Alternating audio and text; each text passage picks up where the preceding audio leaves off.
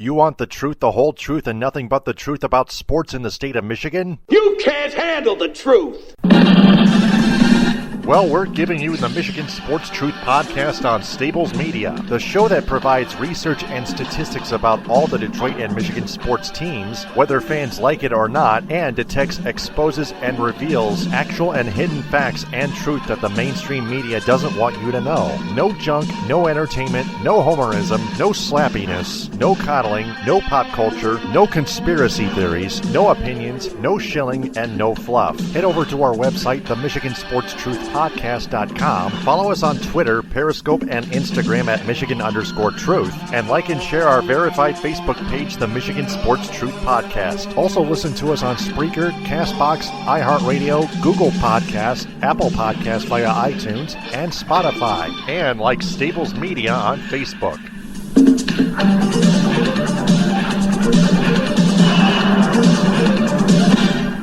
The Michigan Sports Truth Podcast does not represent or defame any of the teams it covers, nor does it represent or compete against any mainstream media in the state of Michigan. It is also not for entertainment or debating purposes. It only detects, exposes, and reveals honest, actual, and hidden truth, facts, and statistics about them. And it is for every sports fan's own good because the truth is out there. And welcome to another episode of the Michigan Sports Truth Podcast on Stables Media. Taylor Phillips and Ed Smith, and we have special guest Jeff Moss of the Detroit Sports Rag. Jeff, welcome fellas. Back. It's been over a year.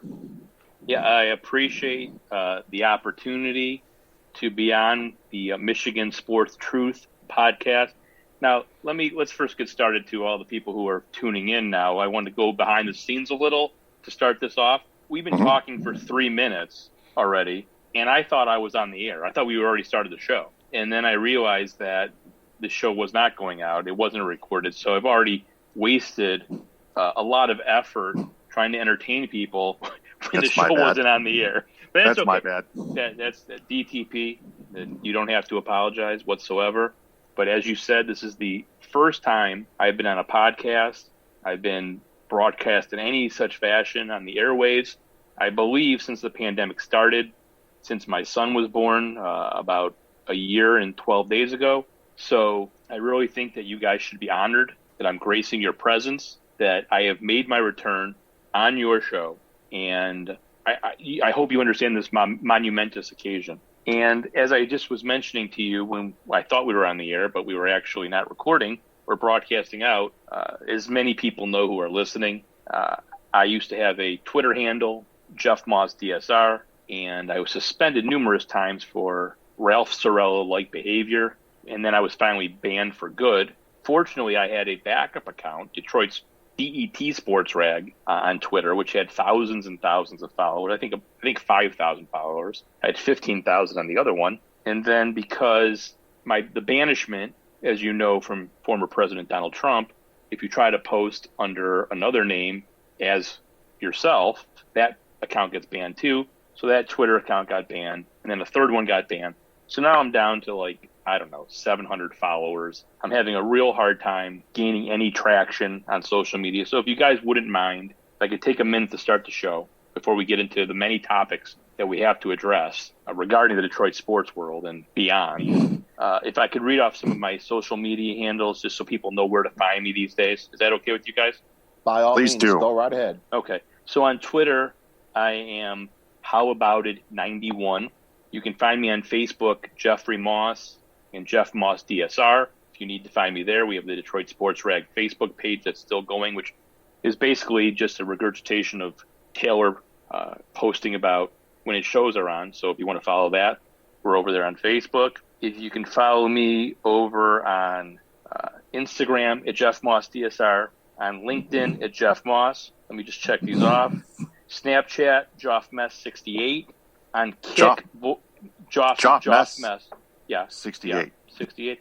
Kick, Voyeurism 1976. Cassidy, JNM 91. And let's see, I got a couple more. Oh, SLS, We Like to Watch 1972. And I think that's about it. So I appreciate if everyone can follow me on those different handles. I'm trying to reboot the website, get myself out there a little more. I can maybe one day get to a point where I have back to maybe a couple thousand followers before I get banned again. Maybe I'll do a show once in a while, post some articles. But I appreciate you letting me rattle those off to start the show. And that's where people can find me these days. Yeah, and hey, we're always here for you first. Definitely. Go ahead. Where's Frank? Frank, he's out due to some work at the regional semifinals. So he's look. I don't know. So he's not. I don't know if you're Frank or not, but stop with the phone calls. Okay, now Steve Langford. I don't know. Listen, Yeah. I don't know if you're Sauer's dad or not. Right. So what do you guys want to start off with? Well, the Tigers' disastrous rebuild. We're going to go with those topics in order from your list. So, Jeff, before we get started, we want to remind everyone to download the all-new social sports mobile app, VigIt. Enter the referral code STABLES, capital S, lowercase letter B in the middle, for Stables Media on the VigIt app when you sign up. Available on the Apple App Store and Google Play. Download the VigIt app and sign up with the referral code STABLES. And yes, it's a betting app, but except with Vig coins, like electronic play money on a mobile app, not real money. So it's kind of like betting, except you bet just like exhibition. So it's kind of like betting without any of the fun. Without any of the money, it's still fun. Without any of the long term debilitating gambling problems, aka Michael Jordan and Charles Barkley syndrome. Right. Yeah. So, Jeff, the Tigers' disastrous rebuild, that includes Casey Mize being promoted to the starting pitching rotation and the minor leagues as well. Jeff, just spill the beans all you can. Well, DTP, ELS, ABC, I don't know if there's any other initials we need to address here. But what are we in? Year 17 of this rebuild? And we were completely sold a bill of goods. I think, when did this start? When they traded Verlander and JD Martinez and Justin Upton and Justin Wilson and Alex Avila. By the way, I gave my Cassidy account out, right? That was JNM 91, right? I gave that one, I think. Okay. So look, we're in year 5 or 6 or whatever the hell this is. And if you even want to go back a little further than that, you remember the trade deadline a couple years before that dump when they traded David Price and got Daniel Norris and Matthew Boyd, and they made some other moves. So we're going on many years of this rebuild here. You can include Joaquin Soria's name as well. Yeah. So sold him. Yeah. So you're going into many years of this rebuild, and where are we in the verge of opening day 2021? We're nowhere. Mm-hmm. None. Other than Candelario, they got almost absolutely nothing from trading all of those stars who have gone on to win World Series and to win Cy Young awards and star players that they traded back a few years ago. Other than Candelario, they've got nothing basically. I checked today. I think DeWall Lugo is playing in the league that Jake Taylor was playing down in Mexico before he ended up back with the Cleveland Indians. This is an embarrassment of a rebuild. All they have prospect-wise, really, from all the trades they've made, all the finishing last in all the major leagues, all they have is the guys that basically you should have if any person off the street, any moron who has a Baseball America subscription, anyone could have drafted Casey Mize 1-1, okay? Anyone could have taken Riley Green. You could have had any imbecile draft Spencer Torkelson. So whatever prospects they have in the system, save maybe Skubal, who was, I think, a 9th-round pick, and, obviously that was a good selection. They've got one guy that any jackass in the world couldn't have picked. They've got nobody else. This farm system, which, obviously is improved and is probably in the top 5 in baseball, isn't because of any genius moves by Al Avila or this organization. It's because they continually finish dead last in all of baseball or third to last, and they're going to get another good prospect in another couple months here. But once again, we are in 2021. I have read about 15 to 20 prognosticators of saying where the Detroit Tigers are going to finish this season. Every single person says that I've read on ESPN, Fangraph, any website you want to go to has the Tigers finishing in dead last. And this is not exactly the greatest division in the world where all the teams are competing. Kansas City's terrible. Cleveland has traded Lindor and half their team. The only team that's really trying in the division and spending any money is the White Sox. And where are we? What is Al Avila done to put? And I shouldn't just hold him in criticize him. Are we allowed to swear on this show? I forget. Is this? Well, you just said almost. jackass, so okay. Right. Well, that's listen. allowed. Hell, damn, ass, and bitch. Just not the almost derogatory. What? Right. Well, listen. Chris Ilitch told us this was going to be a combination of a rebuild with draft picks, and then when the time was right, they were going to spend money. How long do we have to wait for this fail child, this fail son, this Jordan Acker to put some money into this team? What is the payroll? Does Miguel Cabrera's contract more than the rest of the payroll combined? There was guys this offseason that they could have went and got and spent some money, just like, if you remember correctly, back in 2003 when the Tigers lost 119 games, and it was completely embarrassed. The next season, Mike Ilitch said, okay, we've been terrible since I took over ownership of this team from Tom Monahan. I'm going to finally spend some money. He goes and gets Pudge 1 year. He goes and gets Maglio. What's the plan? To overnight, when some of these prospects start to come to fruition, to just think you're just going to go buy 7 free agents one off season? This has got to be some sort of a gradual process. And this cheap son of a bitch, promised us that they would start spending money. There were some hidden gems in the free agent market this past offseason. You could have started signing some guys, spending some money. And, maybe next year when hopefully Mize works out, Torkelson's up, Skubal, Manning, you got some of these guys who are playing in the major leagues, and then you augment that with some talent that you gradually sign as free agents off season. It's not like 2016 when the Tigers got to the World Series that all of a sudden that previous year, there was a couple of years, went on. Well, in 2016, they were what? 2006. Yeah. I'm sorry, 2006. Yeah, that's what I thought. So, this payroll's a joke, and I don't want to hear any BS about the pandemic, because let me tell you something.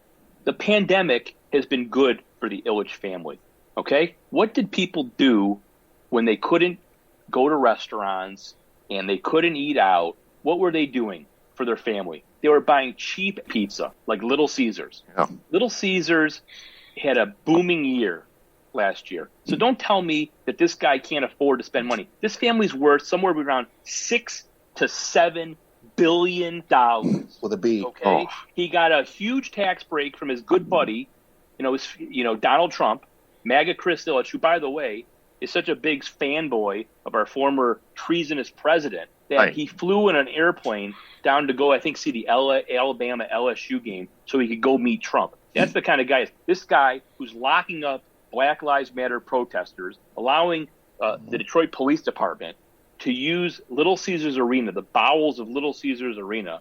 I guess they were sending Black Lives, peaceful protesters into the Belfour training facility and locking them up in there. Oh. This son of a bitch, Chris Ilitch, doesn't spend any money this offseason. We have no guarantee that he's going to spend any money in the future. Who knows what this guy's going to do? All I know is there has been no owner in the history of professional sports who has a worse record. And you can even go to William Clay Ford Sr. across the street. Nobody has a worse record as an owner of 2 professional franchises than Chris Ilitch. Think about since the old man died. With the Tigers, the old man. Yes, thank you for clearing.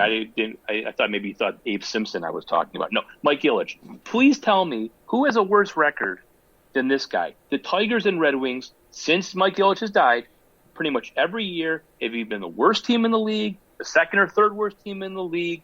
It's incredible, his resume. And is there any heat on this guy at all? Who is calling this guy out for what they did? They did nothing in the offseason, and nobody said a word. Why couldn't you go out and get a couple free agents?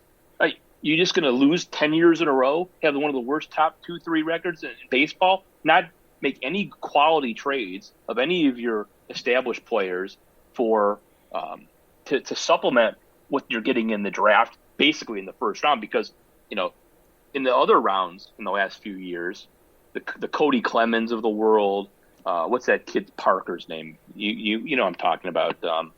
Second round pick. Cody. Look it up. Yep. Look at these guys. Anyone can draft in the first round. DTP and ELS, you could put your letters together in DTP ELS or ELS DTP or whatever you want to do. You two guys could knock your heads together, and you guys could draft Casey Mize. You guys could draft Spencer Torkelson. Mm-hmm. Yep. There's nothing. But where else? Where are the fourth or fifth round picks? Where is the talent offensively coming from? Look at these guys.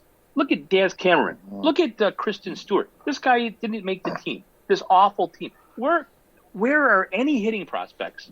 This team is an embarrassment. It's going to continue to be an embarrassment. And I'm telling you, I have no faith at all that Chris Ilitch is going to spend any money on this team. It's never. I mean, we already know it's never going to get back to the $170, $180 million of his father. I'm not sure it's ever going to get back to the 100 and 110 million range with this schmuck. I mean, what do we have to hope for? That guy, that bench player from Michigan State who owns that mortgage company. What's his name? Ishbia or whatever the hell his name is. We got to hope now this guy buys the team before he has a debilitating stroke like Dan Gilbert. Or somehow wait for Dan Gilbert's son to be well enough and old enough to buy the team himself. Right. There you go. I don't know what to tell you, but I am not. I see this team being terrible again. I mean, look at that lineup. Look at that roster. I mean, other than the days that Scooble or Mize pitched, do you have any interest in watching this team and listening to those bozos broadcast it on Bally's or whatever, or Valley Paris, Sports Detroit, yeah, or Circus dot whatever they're calling. Yeah, it's the same on-air shills. Matt Shepard, Kurt Gibson, Jack Morris, Dan Petrie, and others. Yeah, along with you're going to listen Johnny to that, Kane, Trevor Thompson. And watching. Nobody knows who Johnny Kane is. Well, I mean, Mickey York. We're probably broadcasting to about seven people right now, so I'm not exactly sure we should cast any aspersions. But next question. Yep. Let's see. I do find quite hilariously ironic that we know how bad and awful this team has been, is going to be for quite a number of years. Yet you have all these people clamoring about wanting to force the governor to expand enough seats for opening day. I was like, why? Why do you want to go downtown, waste 3-4 hours of your of your daily time to watch this team? Why? If they were good, if they were contenders, I would get it. But not like this. They're not going to be contenders that way. No, right. I'm sorry, I wasn't paying attention. I was just catching up on the DSRs over here. So, what else is going on, guys? The Red Wings. I gotta keep it quiet because Liam's sleeping. Yep. So the Red Wings having issues as well. Keep it a little quiet. Got to keep it a little quiet. I've got my eyes on the list right now. The Red Wings issues got Tepid Butler's house search. The Lions' new coach and GM and Sheila Ford. Yeah, we got to get into Tepid Butter's house search. We probably should do that. I think we should go sports and then another topic and then get back to sports because my friend Tepid Butter, I mean, he is having a real hard time in this market. Okay. Yeah, he's having a real hard time in this market trying to find a house. He's moving back from Midland into the West Bloomfield, Farmington Hills area, and there's just not a lot of houses on the market, guys. I don't know if you've looked into this, but what happens is you find a house.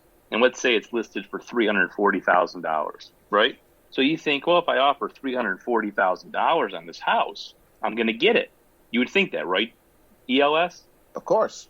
Yeah. Well, what happens is these houses, there's so few houses on the market. It's such a seller's market that you have to go and offer $50,000 to $60,000 more than the house is being listed at. And then you still might not get it because you might run into a cash buyer. And so my friend Tepid Butter, he makes an offer on a house, and these aren't even great houses he's looking at. I mean, he's doing the best he can here, but he's got a lot of student loans, and he's making offers on houses with baseboard heating, without forced air. One house he was looking at, the front was falling apart. I know. I'm a little upset about this. Right. Yeah, I know. Those houses are expensive. Yeah, I feel bad. Even from here in northern Michigan, I would feel bad for Tepid Butter. Now, the good thing is, the positive of this is I'm going to be putting my house on the market very shortly. And so I am going to probably have a financial windfall because I bought my house in 2007 during the Great Recession, and I got my house at a very good deal. And so I am going to, I'm going to come out smelling like a rose on this deal. But Tepid Butter, and I would, I don't want to sell him my house because that's just going to be, you don't want to really mix business and pleasure, because in the next 10 years I'll be hearing about everything that's fallen apart in this house if I sell him the house. So, but I'm going to be putting my house on the market probably in the next 2 or 3 weeks.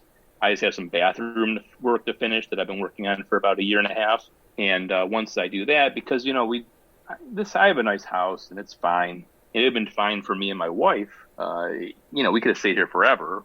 But with Liam, we need a little bigger of a house.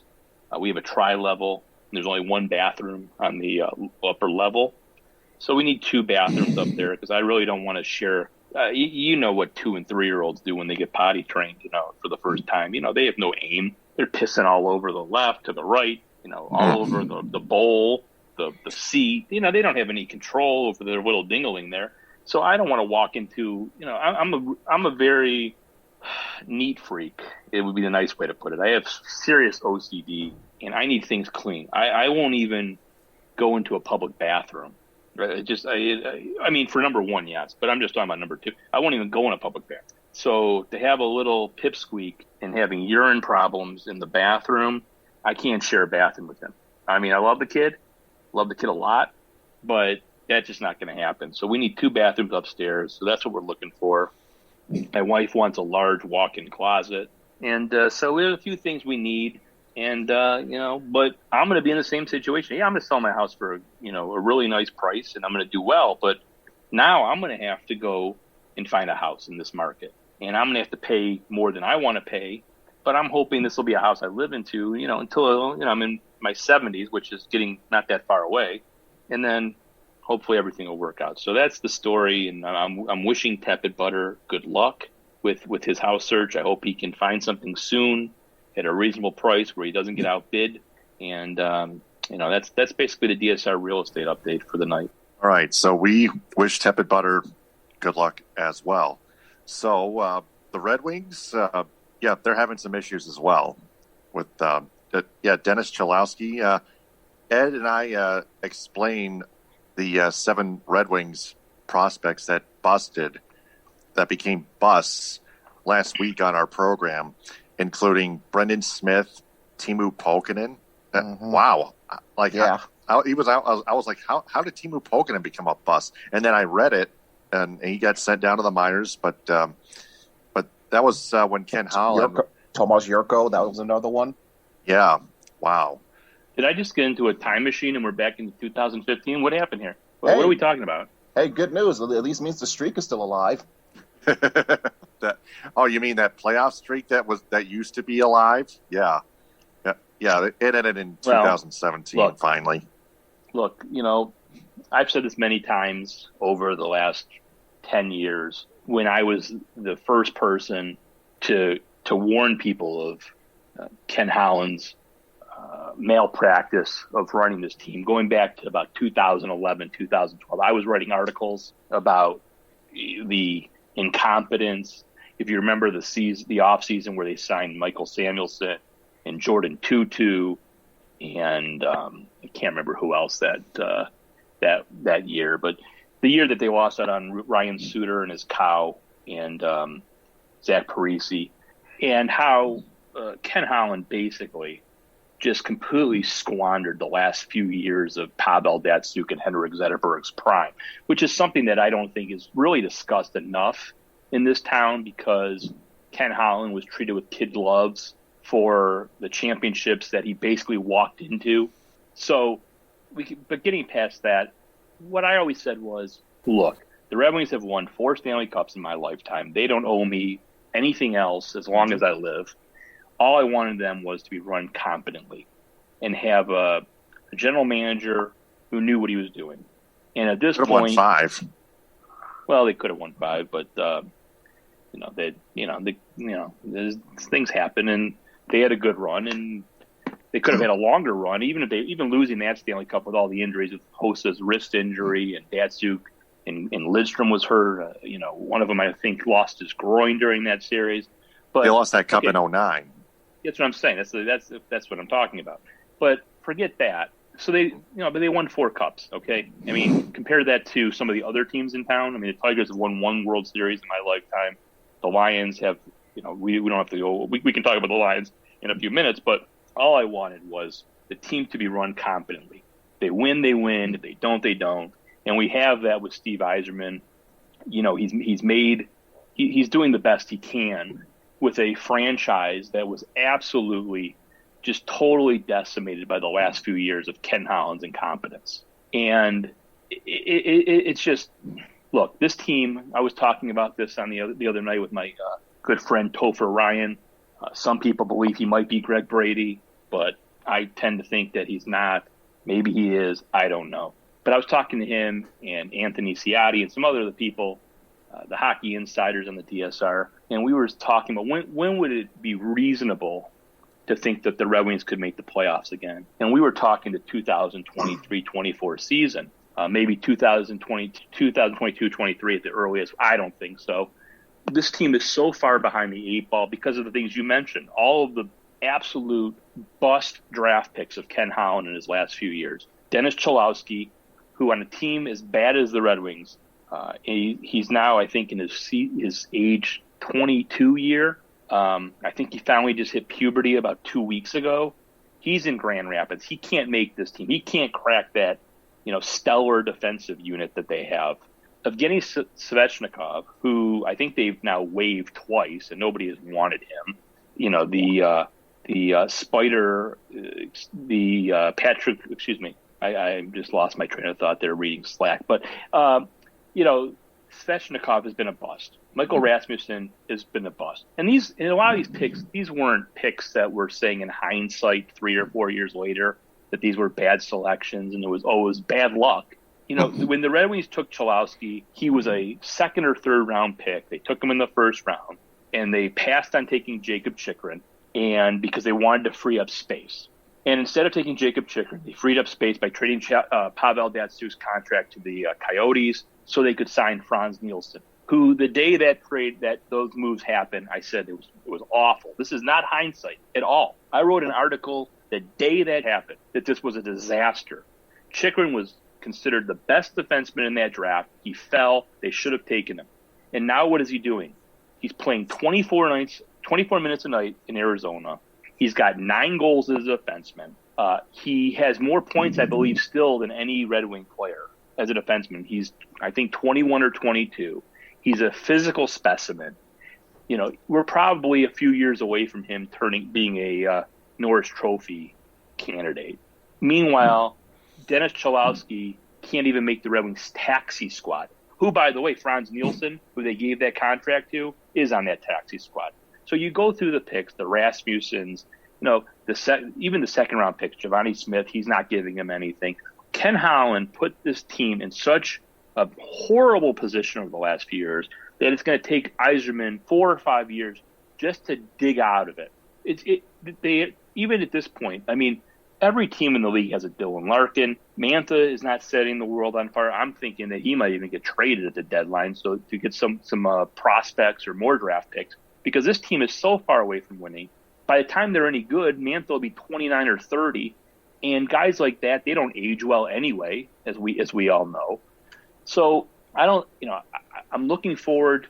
Maybe next year we get to see Moritz Seider, who it appears by all indications is going to be a number 1 or number 2 defenseman in the NHL. He's over there dominating as a 19-year-old in a quote-unquote men's league in the SHL. He's doing things that have been unheard of for a under 20 player in that league. And the sky's the limit for him. And Raymond, maybe we'll see, and some of these other guys that Yzerman has taken. But Joe Celino, Joe Celino hasn't lit the world on fire. He's not considered a top prospect anymore. There's all the it's just. You mean Joe Veleno? Yeah, Joe Veleno. What did I call him? Zeleno.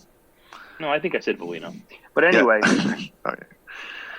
Look, they're being run competently. They just this it's a joke. And the biggest slap in the face is the guy destroys our team for a decade, basically. I mean, he's with the trades that he made, the Cole trade, the Legwan trade, giving up prospects, giving up draft selections just to keep that stupid playoff streak alive. He completely obliterates our franchise. And what's his reward for that? Well, one, he gets elected to the Hall of Fame, which is an absolute joke. There hasn't been a bigger joke than that guy getting into the Hall of Fame since they put William Clay Ford Sr. in the Michigan Sports Hall of Fame.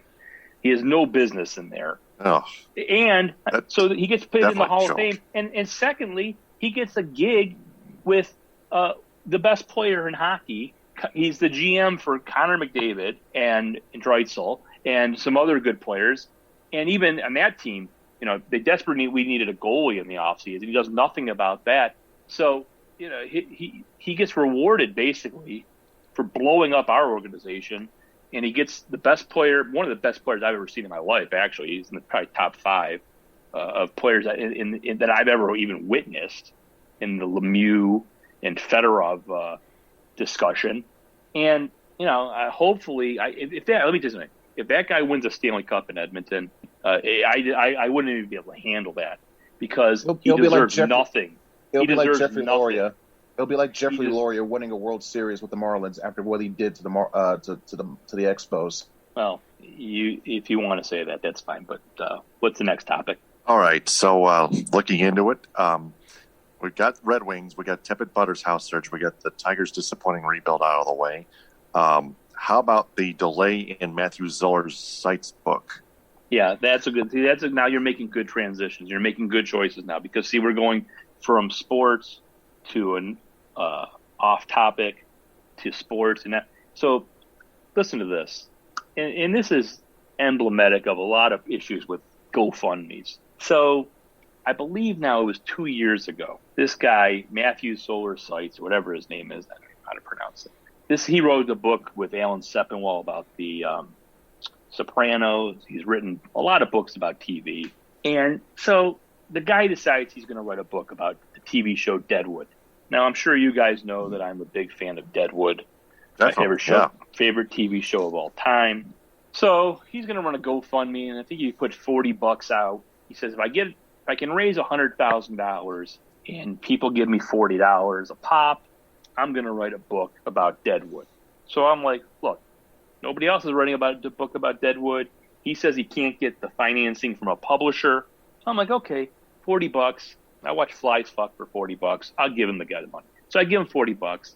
He says the book is going to be out in November of 2020. So I'm thinking, great, the election will be over. Can read a nice book about Deadwood and Ian McShane and Seth Bullock and Dan Doherty and Johnny, all the great characters of Deadwood. Okay, great.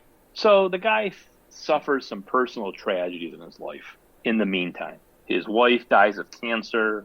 His father passes away, and he's got to deal with all this stuff. So, okay, look, I understand. He told us the book was going to be out in November of 2020. We already paid for it. He raised, by the way, $177,000. He got $177,000 to write this book, which is no small chunk of change. So, okay, I'll give him a pass. Look, I had to take care of my father when he was dying of cancer, and I didn't call my clients and tell them, hey, sorry that your house is on fire and you got nowhere to live. Check back with me in 2 years.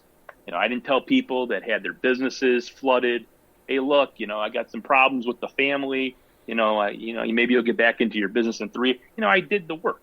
I did the work from the hospital. I did the work from hospice. I did the work from chemo treatments because, look, I got to make a living. So, but okay, fine. I understand your wife died. I understand your father died. Okay. Well, now it's, I don't know, almost April, no book. And this guy's ace and bendering it all over the place on Twitter. Every night, he's up till 3, 4 in the morning. 100 tweets, 100 retweets. Like, it's insanity how many times this guy tweets a day. And it's about it's the craziest nonsense of all time. Talking about the soundtrack to movies from 1967. If you go read his Twitter feed, it's just garbage. I mean, it's not even important. He's retweeting people you don't want to even hear from. And I'm thinking, well, look, buddy, if you've got time to tweet 100 times in a day and retweet, shouldn't you be working on this book that I gave you $40 for 2 years ago that I still don't have? It's a little, aggravating. And I was asking him for updates on the book. When's the book coming out? Instead of saying, I said, how's the Deadwood book coming? Doesn't answer. How's the Deadwood book coming? Doesn't answer. Finally, he says to me, do I want a refund? Well, no, I don't want a refund. I want the book. And all you do is give me an answer and say, oh, well, it's coming out in November of 2021, or it's still on schedule. First, he jumps right to the thing about the refund, which and I'm saying, there's a lot of abuses. I don't know if you guys have noticed this, but these people running GoFundMes. I'm out there, I see people, okay, they have a house fire, right? Now, if you have a house fire and you have insurance, the insurance is going to pay for your housing, it's going to pay to rebuild, it's going to pay for your contents. The reason you buy insurance is to make you whole. You understand that concept, right, guys? Right. Yeah, you're still there. Okay, I'm glad you're still there. So what these people do, they have a fire, and then their neighbor says, oh, these people had a fire, and they run a GoFundMe. And they raise $50,000, $60,000 to, when they've got insurance. And it's like, well, why are you giving someone money on a GoFundMe when they're fully insured? I see this all the time. I saw one case. I'm not going to mention it. It's kind of a famous case. It was on the news. I'm not going to give all the particulars, but let's just say someone caused this fire to happen. Not only are these people fully insured, they had a great lawsuit with the people who caused this fire to happen. I don't want to get into the details because if I tip it off, you'll know what the situation is. So now these people have full insurance. They're going to go after the insurance company of who wronged them. And then they've got a GoFundMe. I mean, what is that? And who are these morons who are giving people who are fully insured money? It's the same dopes who gave Ace Assbender 6 figures because he's tired, and he says, oh, I can't. This is another guy, Assbender. This guy's out there saying, I can't write, I can't blog. Now listen, you guys blog, you know what blogging's like. It's not exactly like building the pyramids or digging a trench. I mean, blogging, you could do it from you don't have to get out of bed. You don't even have to put your pajamas on, take them off, put them on, whatever. You can do it anywhere. You do it from your kitchen table. Blogging is not that difficult. This guy couldn't be bothered to blog, but he raises $100,000, and then he's tweeting out another guy, tweeting out 100 times a day. He tweets out more verbiage than his blog would be. And then 2 months later, he's back writing his blog. I mean, there's a lot of phony, nonsense going on regarding GoFundMes. And I just feel like I'm being taken advantage of. I paid for this book. Like I said, this is a weird character anyway, this guy. Listen to this one, guys. So this guy was married, I don't know, about 15, 20 years ago, right? Right. His first wife dies, right? Okay, that's a sad story. But listen to this. He goes and marries her sister. Oh. Now, okay, I've heard of keeping in the family. That's some weird Hunter Biden shit right there. I'm not going to lie to you. Yeah. The guy marries his sister, the dead sister. And now she's gone. Now, I mean, he's had a lot of heartache. I mean, it's a sad situation. I'm not going to lie to you guys. You marry one sister and she passes away, and then you marry another sister and then she passes away. And I feel for the guy, and his dad passes away, and I think his mother's in a facility. So yeah, it's not a good situation. But look, I paid $40 for this book, and I want to read about Martha Bullock and Sal Starr and Merrick and Nuttall and Farnham and Calamity Jane and I want to read about these people, and I want my book. So look, I'm hoping to get that book soon. But if the guy keeps tweeting 100 times a night, I should read some of these tweets. You wouldn't even believe what this guy's, droning on about. Well, you guys can talk among yourself. I'll look them up here. Right. So Ed, what are your thoughts? And what are your thoughts about this book? Yeah, my thoughts are where I would say, though, that, I think you're definitely got a point of where if you're going to do all this time, spending all this time doing these random tweeting, shouldn't you be just using all this time, this extracurricular activity, towards working on the book itself? Even That's if you what I'm saying. Even if you're not going to publish it on time, you at least let the people know, hey, there's going to be a little bit of a delay here, personal issues, pandemic, whatever, but I'm still at work here. I'm not dicking around on Twitter all day and night doing essentially nothing. That speaks really of how, I guess, he just wants extra money for himself, or he thinks that... No, I think he's psychotic, is what I think. But yeah, I was going to go that route as well. It just rubs you the wrong way. Yeah. Like I said the other day on the DSR, look, some guy comes to you and says, I want to borrow $500, right? And he's down on his luck. And look, okay, that can happen to anybody. They get down on their luck. They want to borrow $500. You give them the $500. And then 6 months later, they still haven't paid you back. And you go on Facebook and you see they're in Cancun on the beach. Yeah. This is how That's when you can tell you get duped. Right. Yeah. And you feel like a schmuck. You feel like you're just, you're a mark. And, that's how I feel. So that's what I wanted to say about, and I think he's blocked me finally. I was just trying to find his tweets and I can't get them because he blocked me. Like a coward. He reached his breaking point. All I asked him was a simple question. When's the book coming? I even asked him what the update was. I'm just getting a text message from my wife telling me I'm being too loud. Right. Yeah, I've been blocked. It's official. So I can't read off any of the tweets about Miller and Mrs. McCabe's soundtrack for you. Yeah, you got how about it yourself. If you could privately message us that Twitter handle, we can do a little undercover work. No retweets, no likes, just skimming over what the hell he's been up to. I don't want to be complicit if somehow something happens and this guy gets chloroformed. I'm going to just keep that between ourselves. We could send you screenshots. Okay. Well, as long as his skin's not hanging from my wall. Right. So. Don't worry, you'll have a tight alibi no matter what. Okay. All right. So what's the next topic?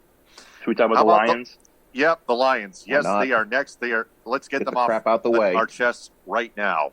Fire up that flamethrower, Jeff. That rocket launcher. So, Jeff, the Lions hired a once homophobic guy, Dan Campbell, who previously worked as an assistant coach for the New Orleans Saints, and now he's a head coach for the Detroit Lions. They trade Matthew Stafford for Jared Goff and stuff like that. They let their star wide receivers Marvin Jones Jr. and Kenny Galladay walk. They signed as free agents with other teams. Kenny Galladay to the New York Giants, and this and that. Jeff, you've got all the analogy. Just go ahead and let it rip. Well, I need to give you guys an update here because I just want to tell you how far above and beyond I'm going on this podcast tonight. I just literally got thrown out of my house. My wife is telling me that I'm keeping. She's telling me I'm keeping Liam awake, and that I have to leave the house and go in my car and finish this. So I hope. Can you hear me still? That's okay. Yeah, definitely. Yeah, I'm now. Yeah. See, this is a perfect segue into why I need a bigger house, because I can't even do the podcast because Liam hears my voice. And, we have about a 2,300 square foot house, but the way it's built, the tri-level, no matter where I go in that house, if I'm on the phone, you can hear me. Yeah, so I think the car is better. Yeah, I'm getting these messages from my wife in all caps. Let's see here. Okay, seriously, you are too loud. Now, that wasn't in all caps. That was the first one she sent. Then I get one in all caps. I have to go to bed. Go to your car. This is ridiculous. So I'm in my car, going to finish this show with you guys because I told you I would do the full hour, as Larry King used to say, Jeff Moss on for the full hour. Plus some. I'm in my car. Plus some. Hey, we can work overtime. Yeah. Just get all those topics done anyway, no matter how long it takes. You're going to pay for my divorce attorney, dear DTP? Oh, you know what? We need to get into that, too. Before we get into the Lions, because I think the Lions should be the last topic. Right. This is something I mentioned on Facebook. Do you think, maybe I should ask ELS this question, and then you can chime in DTP. Sure. ELS. Mm-hmm. And I'm glad you stayed awake for this whole entire podcast. It's very professional of you. I'm glad I'm not boring you and that you're not pulling a Baba Booey. And I appreciate all of your hard work here. But my question for you is this. Do you think it is a coincidence that Ruby Tuesdays completely tanked, went under? The two locations by me, we had one over at 12 Mile in Orchard Lake, one over at 12 Mile in Halstead, out of business. I'm not sure if the whole chain has gone under, but do you think it's a coincidence that this place started Take Water the minute DTP left the Cadillac, Michigan location? Things that are often seen as coincidences aren't always the case. Now, before I get into that, Taylor, what was your spot? What was your position? It was a salad bar attendant. See, that's what happened. Once Taylor left, the quality of the salad bars just went completely down. I got let go, actually. Well, still, once they made a huge mistake letting you go, because once that happened, it's obviously a huge mistake. Because let me tell you something. I don't know if there's a correlation between the salad bar in Cadillac and the one in Farmington Hills, but the one down here, the salad was brown. Mm-hmm. You know, the dressings, you'd go get the ladle for the dressings, and the slob before you would have poured the creamy ranch all over the place. It was gross looking. It didn't look aesthetically pleasing. It didn't look sanitary, to be quite honest. Nope. And I don't care. Some say, okay, we had a global pandemic, nearly 600,000 dead, restaurants shut down. Some people are blaming that on Ruby Tuesday's demise. I'm going back to Taylor Phillips, and they made a mistake. They got rid of him, and I said it at the time. This is not 2020 hindsight. You know this, DTP. When that happened, I was on Facebook defending you, said this was ridiculous, and maybe it's just karma. Maybe we can just leave it at that. We can all agree, karma. Well, is that location, by the way, DTP, the location they used to be at? Is that one closed now? Cadillac? No, it's not closed. The reason I get out of honesty, the reason I got fired, I threw temper tantrums at the diners because the customers were just screwing up the salad bar one night on my last night when I was working a double shift. They were putting all the tongs in the wrong dishes and just contaminating the entire damn thing. Well, I see that. I was seeing that in Farmington Hills. Like I just said, did I just mention that? I didn't even know that. But customers in Cadillac and West Michigan, Big Rapids, Grand Rapids, everywhere are a bunch of pigs. Well, I'm telling you, I would see the Italian dressing ladle in the French dressing bucket. No. It's happened here too before in Cadillac. I can't blame you for losing it. I can't blame it. Thank you. Thanks, the Jeff. bacon bits. Someone decides to drop some croutons in the bacon bits. Look, let me tell you. You show me the person, still contamination. Job, who's not going to get set off by that. Who is not going to get set off when you got perfectly good bacon bits and someone throws in the croutons in there? Yeah. Look. Or accidentally dumps them into there, by tipping the plate over. I'm on a no-carb diet, okay, right now. I can't bacon bits are fine. They might not be great for my cholesterol, but I can eat all the bacon bits I want. But I can't have one crouton. So if some schmohawk decides to put the croutons in the bacon bit bucket, that's causing me a bad day. So I'm not going to blame anyone for getting aggravated with that. So and I think that's enough said about the Ruby Tuesdays. The managers, they don't even know what the hell's going on. They don't. And they just sent me home, and then they let me go by phone. Yeah. Well, look, you're doing good. You got the podcast. Thanks. You got the famous Jeff Moss, Joff Mist. Yeah. Jeff Mess on here, and we're having a good time. We're going in almost an hour on this show. Look, I might not have a place to sleep tonight. I might have to drive up to Bain. You got a sofa I can crash on there? Bain. I've never heard of a city called Bain. Was it McBain? McBain, yeah. McBain, I'm sorry. Yeah, Gary, I was thinking of Bain. There used to be a jockey at DRC named Gary Bain, and that's what I was thinking. I apologize. Right. I should know McBain because I don't know if everyone knows here. McBain's a small town. Which is very close to where I got Marlowe because you found Marlowe for me. Yeah, Manton. My dog. In Manton. Yeah. Almost exactly. 6 full years ago in 2015.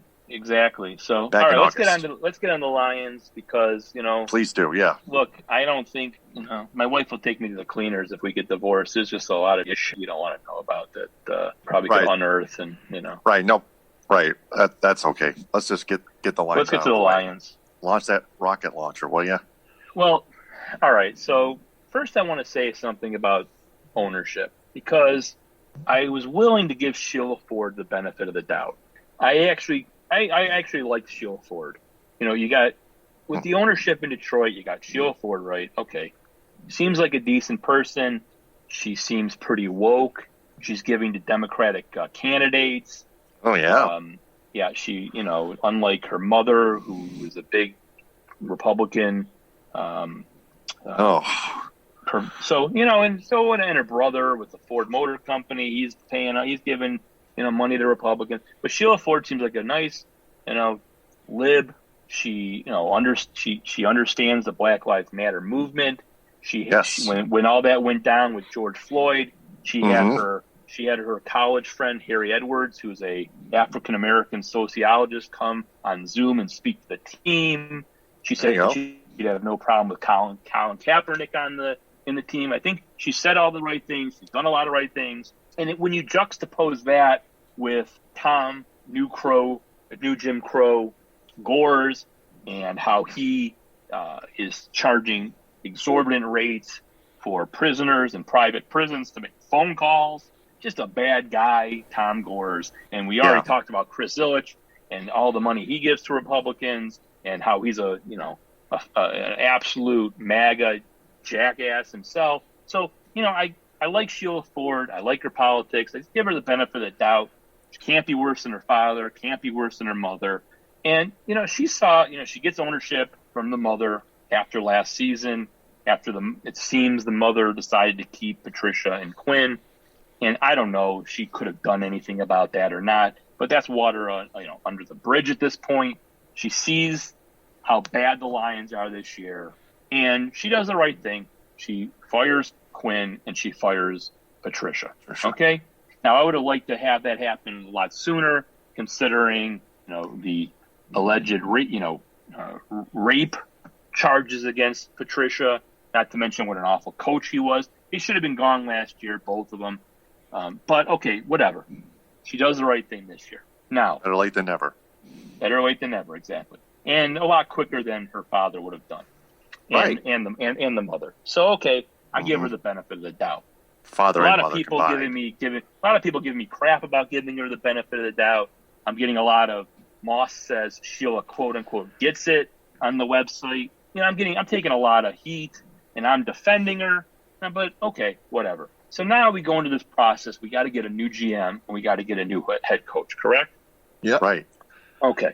Now this team has been absolutely mismanaged for 7 decades. Nobody's going to give us an argument about that, correct? Correct. Unfortunately. And why?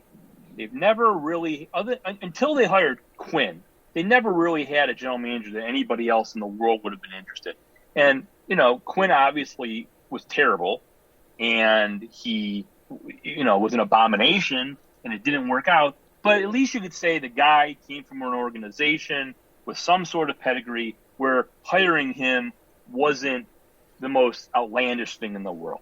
But before that, you had William Clay Ford Sr.'s drinking buddy, Russ Thomas for years, and then you had his accountant, Chuck Schmidt for years, and then you had his son's attorney, Tom Lewan, in that, as a president, and then they bring in Matt Millen, who was out of the TV and had no experience in the front office, and then when they get rid of him, instead of doing an all-points bulletin search for a general manager, they hire Martin Mayhew, who's in the building. They don't even search for anyone. After going, losing every game, going 0-16 one season, having just the one of the worst. As bad as they've been, the Millen era was even, 20 times worse than anything we had seen before that. And instead of going out, doing the right thing, interviewing all the best candidates, they knock on Martin Mayhew's door and they give him the job. because he was the closest person there. And the only reason they didn't violate the Rooney Rule by only interviewing one person is, luckily enough, Martin Mayhew was an African American. So they finally hire Quinn. It doesn't work out. Okay. What have they never really had in the history of the Ford ownership since William Clay Ford Sr. took over sole control of that team the day Kennedy was shot in 1963? What have they never had? They never had an infrastructure. Okay? When Mike Ilitch bought the Detroit Red Wings back in the early 80s, one of the first things he did was he went out and got Jimmy Devellano. Okay? And Jimmy Devellano was a member of the New York Islanders organization who were just in the middle of winning 4 Stanley Cups in a row. They bring him in, and they basically let him run the franchise until he steps down, and Bowman and Holland, run it. And there was some infrastructure. And there's, and as bad a person as Devellano is, and I don't want to get into some of his peccadillos, but as bad as a guy he is, okay, they had some sort of buffer between ownership for many years and the front office. He was running things. Okay. So obviously, most successful organizations, you need a guy at the top, not the general manager, but someone as like the president of the team, someone who, can hire the general manager and knows about the sport that you're, the owner in. Okay. My idea was go get an Ozzie Newsome type. Go get some guy who's 65 to 70 years old, who doesn't want to be a GM anymore, but has had success in the past. Okay. Go hire that guy to run the franchise. He's the buffer between Sheila Ford and the organization. That person goes out. He hires a GM. The GM hires a coach. This is not rocket science. Okay. This is how organizations are built. That's how the infrastructure is implemented all over successful organizations. Now, what do the Lions do? The first thing they do is, I don't know, I guess Sheila was watching the Lions against the Panthers one Sunday, and they get embarrassed by some, I think, XFL quarterback or wherever the hell this guy came from. And Chris Spielman's on the broadcast that day doing the game. Oh, Chris Spielman. Well, let's hire him as an advisor. This knucklehead. This moron, okay? Right. So they hire him, okay? Now, right away, that's not great. Okay, but okay, let's see what happens. Then they put Rod Wood in charge of hiring the new head coach before they hire a general manager, okay? Let's get a head coach and not let the general manager in on this discussion, which is absolutely mind-boggling. It makes no sense whatsoever. So now Rod Wood, please tell me who Rod Wood even is. Nobody, go on the internet.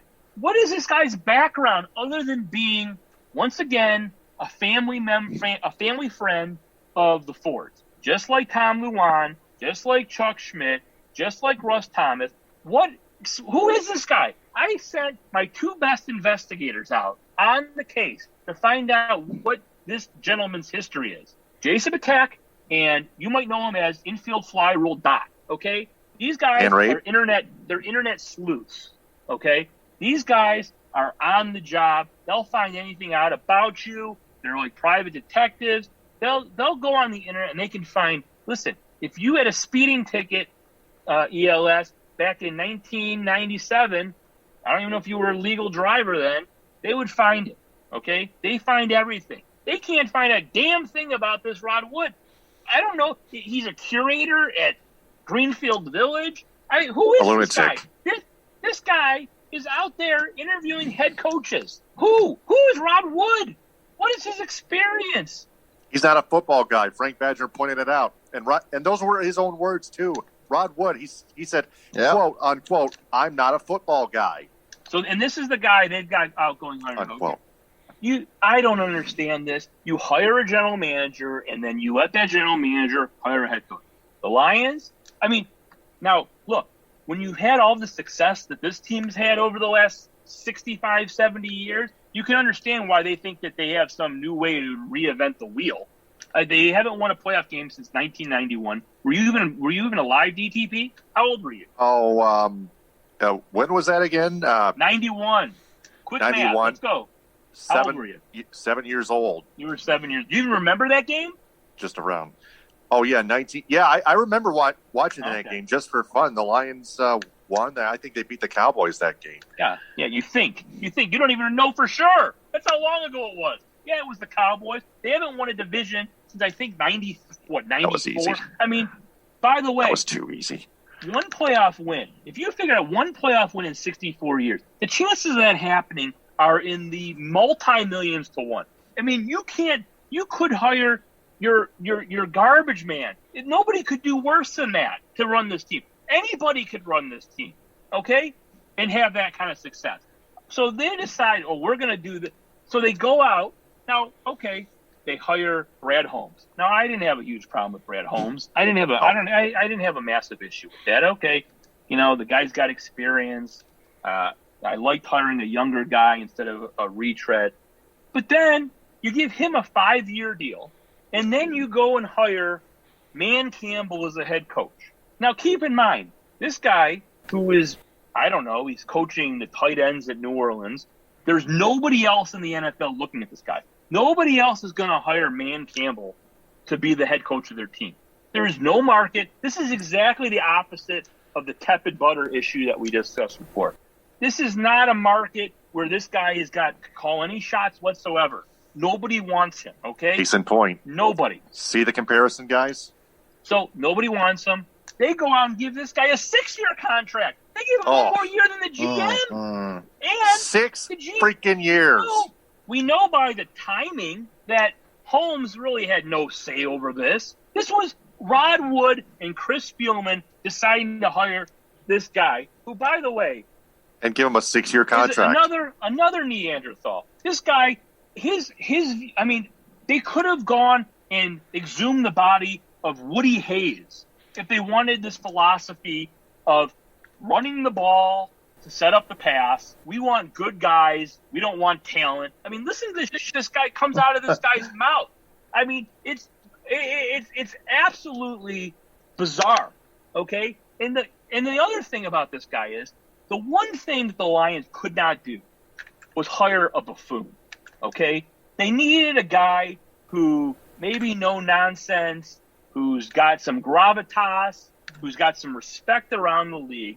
They hire this guy who looks like the embodiment of PC Principal from South Park, okay? And I did some research tonight. You're not going to believe this. PC Principal from South Park and Dan Campbell. You talking about Dan Campbell? Yeah, Dan Campbell. Yeah, the two of them, both of them went to Texas A&M.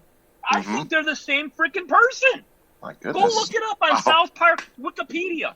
PC Principal went to Texas A&M. Look it up. I'm not lying to you, folks. Look it up. That guy went to Texas A&M.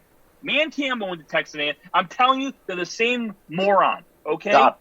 This philosophy, going back to 1967.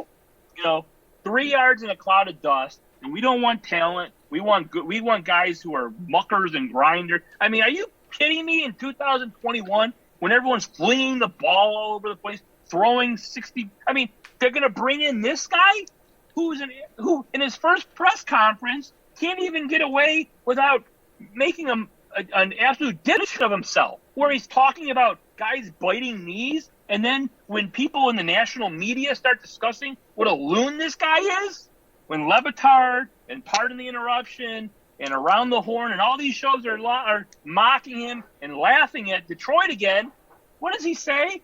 Well, that was just for the Detroit fans. Well, does this guy not know modern technology? Does he not know this is broadcast everywhere? Has he ever heard of Twitter? Has he ever heard of social media? This was just for people in Detroit? You dumbass! I mean, you could not hire another buffoon. The franchise that had Darryl Rogers saying, what's it take to get fired around here? They have the big buck with Wayne Fonz and his buffoonery and his, him getting pulled over in his car and then finding cocaine and blaming his son and then Bobby Ross, I don't coach that. All of these guys, Morningweg, who sounded like an absolute fool at every press conference he gave, to Marinelli hiring his son-in-law. to be the coach. Ryuji as well. Opening up that to Rob Parker being able to mock him for hiring a son-in-law who couldn't coach defense. I mean, you go on and on up into Patricia.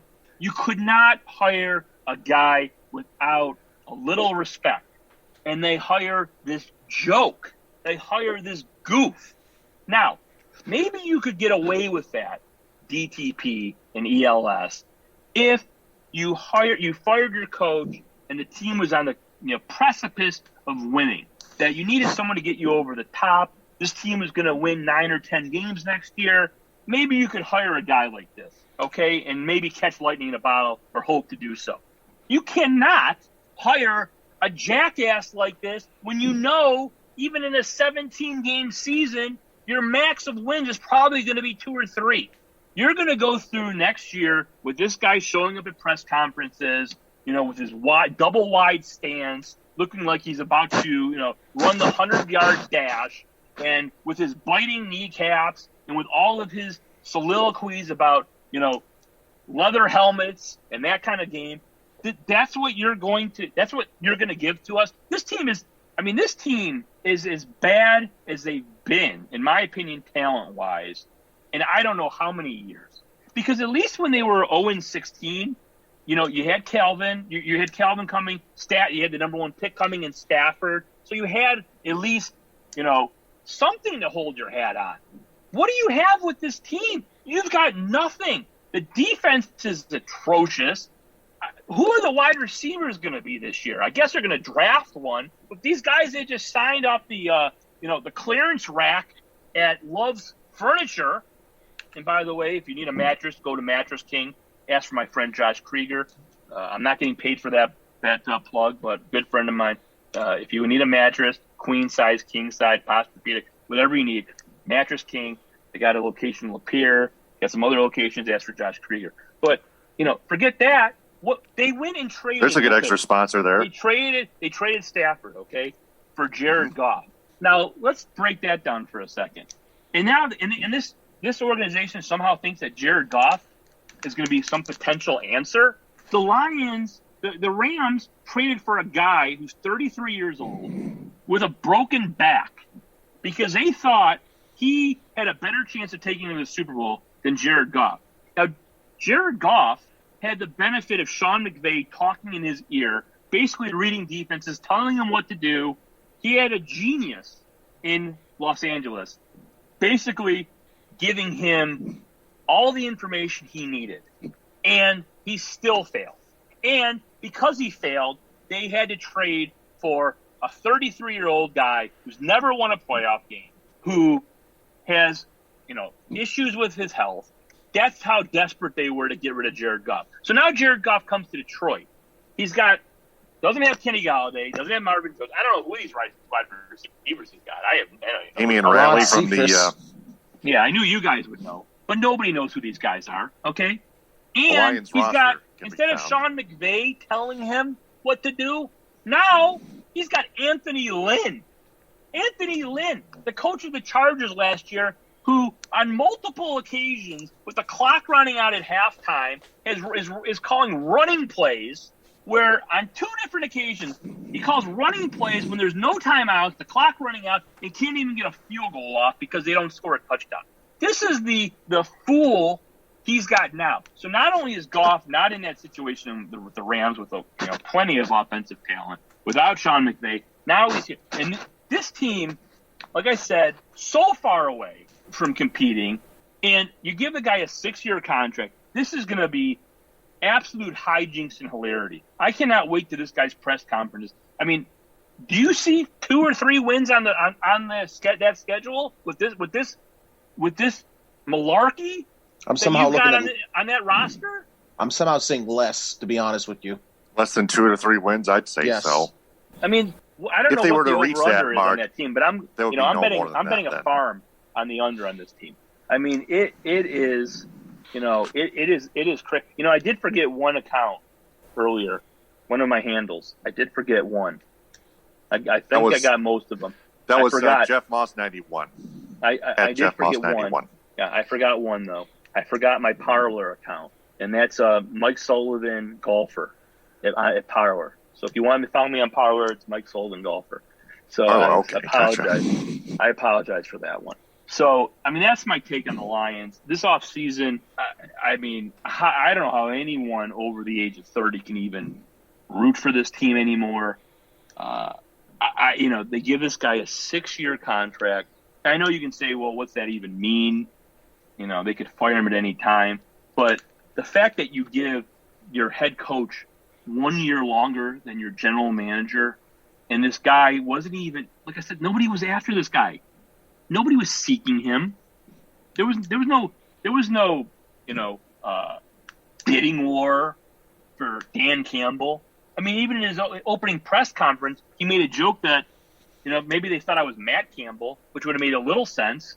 This guy, I mean, I would say I feel bad for Lions fans that this happened. But if you're still a Lions fan, you're pathetic, and you don't deserve my sympathy at all. So same old Lions.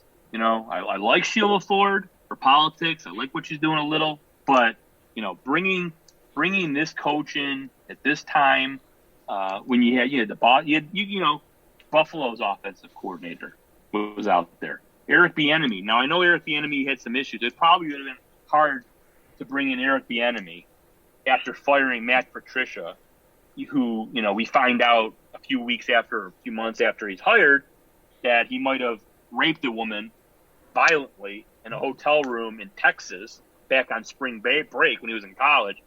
Bieniemy had a lot of issues. There's a lot of things in his background back in Colorado that weren't good. So it might have been hard to bring him in. But, I mean, I'm just absolutely perplexed. And if you want to Google Dan Le Batard and Dan Campbell, you can find a podcast about him just absolutely raking him over the coals and mocking his buffoonery when he was the interim coach of the Miami Dolphins.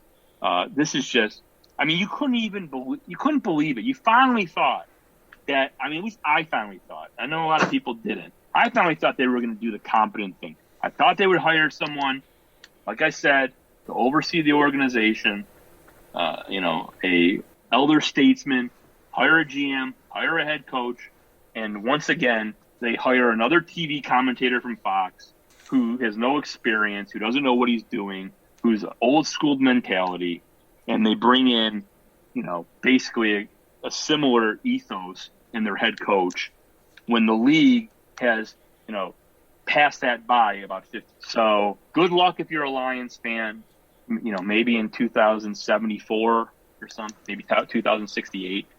Maybe you'll win a playoff game. Sometime around there, yeah. Yeah, I mean, wow. Yeah. And I've told my son many times he's not to root for the Lions. I told family members if they bought him any Lions gear, it was going to go in a wood chipper. He is not allowed to root for the Lions. He can do whatever he wants. I don't care what this kid does in life. He can choose his own path. He can do whatever he wants. But the one thing he can't do, I am not going to allow him to waste his life like I wasted mine for the first, I don't know, whenever Barry retired. So that was like 2000, the first 28 years of my life on this godforsaken franchise. Not going to let him do it. So I've spoken my piece. We've gone on for an hour and 23 minutes. I'm sitting in my car in the garage, staring at a ladder and some Husky contractor cleanup bags. And unless you guys got any other questions for me, I'm probably going to go get in the house and get yelled at by my wife. Well, we got two other things to real talk about. quick, man. Yeah. Because look, yeah, I don't, the FanDuel deals to line your I don't want to be at the coffers. Holiday Inn Express tonight. I got the first vaccine. I get the second on April 13th. Maybe after that, I'll be more willing. April 13th. That's my birthday. Oh, happy birthday, DTP! But I wish you happy. I don't really wish people happy birthdays. I really think birthdays are stupid once you're over the age of 3. Let's just get the Pistons out of the way. Let's just get the Pistons out of the way. Hold on a second. I'm getting the second vaccine on April 13th. After that, 2 weeks after that, she wants to kick me out of the house, and I got to stay at a Holiday Inn Express or a Hampton Inn over here on Orchard Lake and Northwestern. I'll do it. But really tonight, I got no place to go. I don't really want to sleep in this car. So we got what's to talk about the Pistons? I mean, come on. Right. There's nothing to say about They finally got rid of isn't. Blake Griffin. Yeah, they finally got rid of Blake Griffin, but Tom Gores, like you mentioned before, just an awful human being. Very bad person, scamming money in this telecom prison system. We had a conversation with Bianca Tylek, yes, we did, like a couple months ago, and and Jeff, I can email you the link to our episode with special guest Bianca Tylek of Worth Rises. She can definitely give you more insight. I'm familiar with her work. And I know what's going on with Tom Gores. But look, unless the Pistons hit on they hit on a lottery pick and they get Jalen Suggs, who turns out to be a superstar, or Mobley, or whoever it is, this team is not watchable. They can make 50,000 more trades. I know I've been told the GM of the team is got a good family. He's a good family man. That's Troy nice Weaver. And fine. Troy Weaver. I've been told he's got a good family. I understand that, but I just can't care until if they get someone who's a stud. I'm talking about, the first overall pick. This guy comes in from day one, and he's like a Donovan Mitchell who they passed on. He's someone of that caliber where there's something to watch. There's some reason though. I'm sorry. I don't care how good Bay is. He might be good. If this team gets good and they can get a couple other, first overall pick, top 3 picks, he's going to be a nice chip. But I can't watch this team to watch that guy. I just can't watch this. I just don't care. I don't care about this team. I'm not afraid to admit it. I'm a bandwagon Pistons fan. I've said it many times. They move to Las Vegas tomorrow. I really wouldn't care. Unless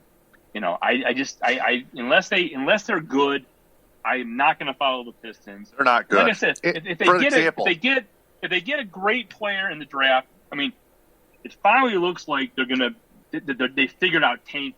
They figured it out. I don't know how. They made all these trades trying to be competitive, and after all that, they're still. I think they have the second worst record or third worst record in the NBA. I know they're fighting out with Houston for that second or third. Hopefully they get some lottery luck this year. Hopefully they get, one of the top 2 or 3 guys, Cade Kavanaugh Cunningham, or, Mobley or Suggs. And the guy they get turns out to be a stud, to be, a next level type of guy. And then I'll watch them. But until then, I got nothing to say about the Pistons. All right. So anything else? Anything else in this press conference before I get out of here? Frank Vazner had a couple questions. Number one, how much leniency? I don't know if it's Frank or not. Frank Vazner. Oh, right. But Frank Vazner asked, number one, how much leniency will Steve Yzerman have if he brings Jeff Blashill or Trashill back? And number two, do you believe Juwan Howard should be paid more than Jim Harbaugh, regardless of revenue brought in by the sport they coach? Well, that second question, I don't know if you're Frank, but enough with the questions. No more questions. I don't even care about that. Harbaugh should have been gone, but that's a whole topic we're not getting into today. That guy is an embarrassment. He's been a bust. He's a joke. They give him an extension. The guy is out there looking for jobs. Orlando gets an NFL. extension too. They bring him back. Whatever. Who cares? Juwan Howard did a great job. I have high hopes for him. Whatever. I couldn't care less what these guys get paid. The only thing I care about who gets paid is the guys who are on the court and the guys on the field are the guys who need to get paid.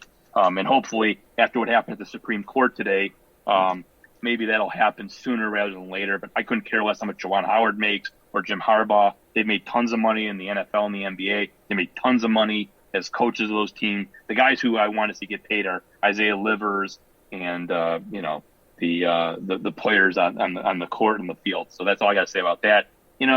I think part of the reason Yzerman has kept Blashill is he knows this team's going nowhere. Mm-hmm. He doesn't want them to win. He wants them to do as good as he can in the lottery, get another top, hopefully 2 or 3 pick. I got to believe that Blashill's gone after this year, but I just can't really get riled up one way or another when this team is still 3-4 years away from contending. Obviously, when this team is good, Blashill's not going to be here, whether that's tomorrow or the summer when he's gone. I really don't care. I don't think Yzerman cares too much. I would assume maybe at some point that he goes back and gets his former left winger Gerard Gallant, brings him in here. I would think that's a logical move. But, you can put all the lipstick on a pig you want. You could bring Bowman out of retirement and, get him away from his train set. And, you can bring him back. This team isn't going anywhere. They don't have enough talent.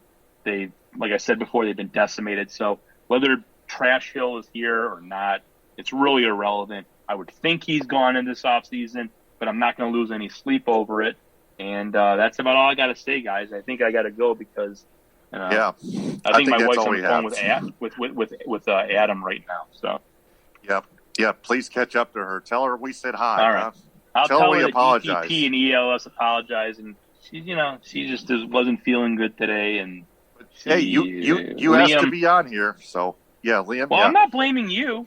I'm not blaming you guys. I'm an adult. I made my own decision, but Liam was up, 2 or 3 times last night, and I'm not getting up to take care of him. That's her job. So she got up and had to, rock him back to sleep. So she didn't get a lot of sleep, and then so I'm not completely blaming her. I told her I was doing the podcast tonight, and I gave her forewarning, but I guess she thought it was going to be a 15-minute hit and not an hour and a half. So.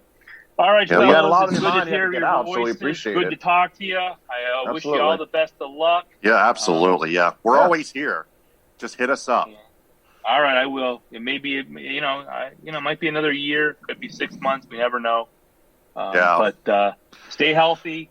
Get the vaccine when you can, and be well. And I will talk to you soon. Yeah, awesome. Soon, hopefully. Yes. Absolutely. Definitely. Thanks, Jeff. Appreciate it. Thank you, Jeff. Jeff Moss of the Detroit Sports Rag. You can follow him on Twitter at HowAboutIt91 and on Instagram, the second biggest example at Jeff Moss DSR. So, Ed, why don't we get those Michigan Wolverines and UCLA Bruins game out of the way? So, Ed, of course, it was a defensive game thus far. UCLA had a good defense, but Michigan's shooting could have been at least a little bit better. But Ed, I'll just let you take it from here. Yeah, I mean, what else needs to be said other than it was, while admittedly a great performance defensive-wise by UCLA, just a bad offensive night for Michigan. I thought there was a lot of chances that they got good, high-quality looks at. They just did not finish. A couple of times where they were at the rim, whether it be Dickinson or Johns, had a putback opportunity, did not go. The last 5 minutes where he seemed to be missing shot after shot after shot, let alone the last 2 possessions with Wagner getting the open look, he airballs.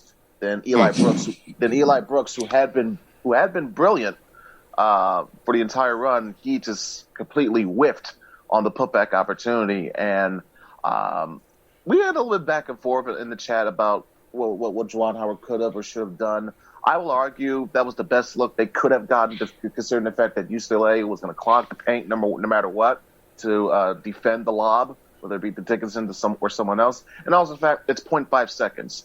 There's nothing much you can do with less than a second left on the clock other than a catch and shoot. And I saw the highlight finally. Wagner shooting from 3-point range. Wow, that's hard to do. Yeah, and it could have been Dickinson in the post. Or if you want to do a criticism, maybe run that play for Sean D. Brown instead. But again, there you go. Anyone, yes, in the post. No, not the post, because you didn't. You wouldn't. It would have been. Trust me, it would have been taking more time to get that out rather than the catch and shoot on the wing. So in terms of what you see, it would have taken way more time to do it, because again, 0.5 seconds left. You're pretty much limited. If you had a second or two left, you could have done something similar, but.